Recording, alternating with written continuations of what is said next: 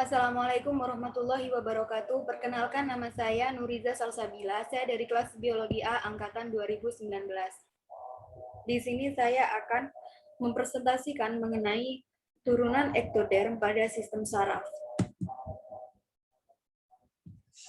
Sistem saraf merupakan susunan yang terdiri atas komponen-komponen fungsional yang saling berhubungan dan secara bersama-sama bertujuan untuk menjalankan atau memenuhi suatu proses tertentu.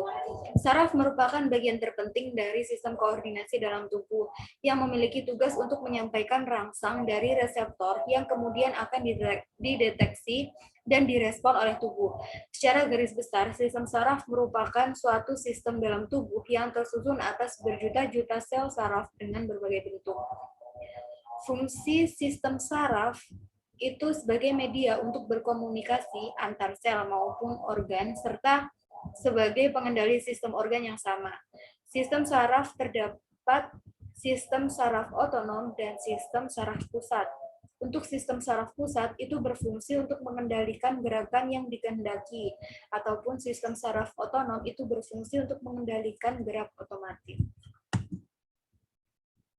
Proses neurulasi pembentukan sistem saraf dari fase embrio. Neurulasi ini merupakan proses di mana lapisan sel-sel ektodermal diubah menjadi tubulus neuralis.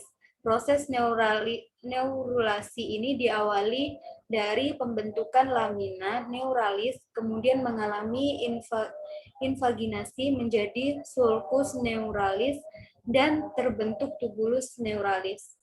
Pada tahap neuralisi ini dicirikan dengan adanya penebalan pada lapisan ektoderm untuk membentuk neural groove dan neural fold, dan diakhiri dengan terbentuknya neural tube.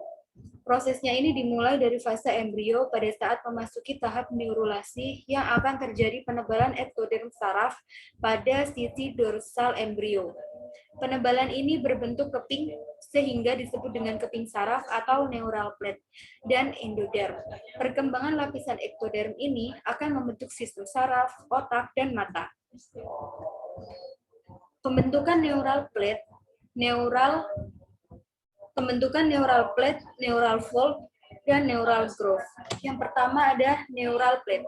Jadi neural plate ini merupakan tahap awal yang dimulai dari sumbu primitif embrio dan bakal tempat vertebral kolum. Kemudian terbentuk neurotoderm. Sel-sel neurotoderm ini berkembang menjadi panjang dan tebal seperti pita pipih atau disebut dengan proliferasi. Pembentukan ini terletak pada bagian dorsal embrio, tepatnya di daerah kutub animal. Yang kedua ada neural fold.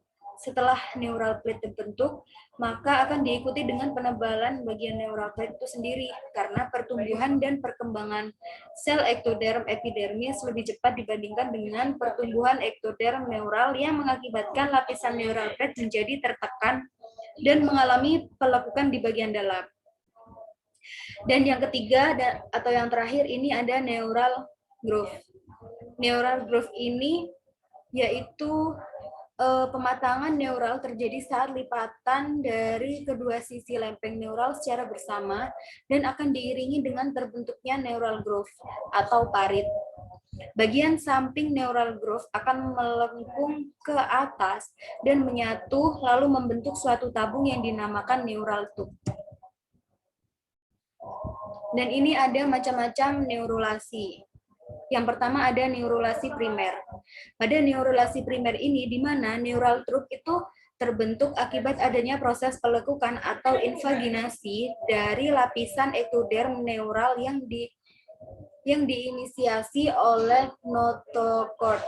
Neurulasi primer ini dimulai dari bagian tengah dari plat neural pada minggu ketiga dan keempat kehamilan, di mana bumbung neural ini dibentuk dengan cara pelipatan keping neural yang bertemunya kedua lipatan itu. Hasil akhir dari neurulasi primer ini adalah terbentuknya tuba neural yang berperan dalam proses perkembangan otak dan korda spinalis.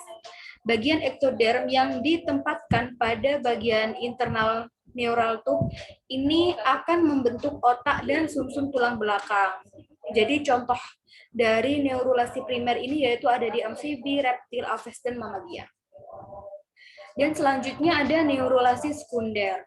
Neurulasi sekunder ini terjadi ditandai dengan pembentukan neural tube tanpa adanya pelipatan ektoderm neural, melainkan pemisahan ektoderm neural tube. Selain pada hewan yang khusus kedua neural ini dapat juga ditemukan pada embrio. Pada manusia, proses neurulasi sekunder terjadi pada minggu kelima dan minggu ke-6 kehamilan dan berperan dalam pembentukan korda di bagian kosigeal dan sakral yang nantinya akan terhubung dengan tuba neural. Contoh dari neurulasi sekunder ini yaitu pada Pisces atau ikan. Yang ketiga ada neurulasi pemisahan. Pembentukan dengan adanya pemisahan epidermis yang membatasi keping neural. Cara ini dilakukan oleh embrio Amphioxus. Peninggian epidermis juga disebut sebagai lipatan neural temporer yang akan bertempat di bagian mediodorsal dan menjadi atap di atas keping neural yang sudah melipat dan melekuk, membentuk lipatan neural dan melekuk neural biasa yang sama kejadiannya pada neurulasi primer. Hal ini terjadi pada Amphioxus. Selanjutnya yaitu ada tahap terbentuknya sistem saraf pusat. Yang pertama dimulai dengan pembentukan neural atau neurulasi. Neurulasi pada amfibi, aves, dan mamalia secara garis besar adalah sama, di mana setelah notokord terbentuk, notokord akan menginduksi ektoderm yang di atasnya untuk mulai melakukan neurulasi. Sel-sel ektoderm berubah menjadi panjang seperti palisade sehingga daerah ini menjadi lebih tebal dan mendatar bila dibandingkan dengan daerah sekitarnya dan disebut dengan keping neural. Kemudian bagian tepi keping neural ini menebal serta tumbuh ke atas dan membentuk lipatan neural dengan parit neural di bagian tengahnya. Lipatan neural ini akan tumbuh sehingga dekat dengan area dorsal, tengah embrio dan akan melebur menjadi bumbung neural yang diikuti oleh ektoderm di atasnya. Sel-sel yang terdapat antara bumbung neural dengan ektoderm luar menjadi sel-sel pial neural yang kelak akan berimigrasi di seluruh tubuh embrio untuk membentuk antara lain sel pigmen, sistem saraf tepi, dan medula adrenal. Selanjutnya, diferensiasi bumbung neural ini menjadi sistem saraf pusat yang terjadi melalui 3 metode secara berbarengan. Metodenya yaitu yang pertama secara anatomi, yaitu bumbung neural dan rongganya menggelembung dan berkonstruksi membentuk ruang-ruang, atau ventricle otak dan sumsum tulang belakang. Yang kedua ada tingkatan jaringan. Sel-sel pada dinding bumbung neural menyusun diri sehingga membentuk bagian-bagian fungsional khusus dari otak dan sumsum tulang belakang. Yang ketiga ada tingkat selular, yaitu sel-sel akan berdiferensiasi menjadi berbagai neuron dan sel penunjangnya. Bumbung neural ini mengembang membentuk 3 veskula, yaitu mesenfalon, prosenfalon, dan rhombesenfalon.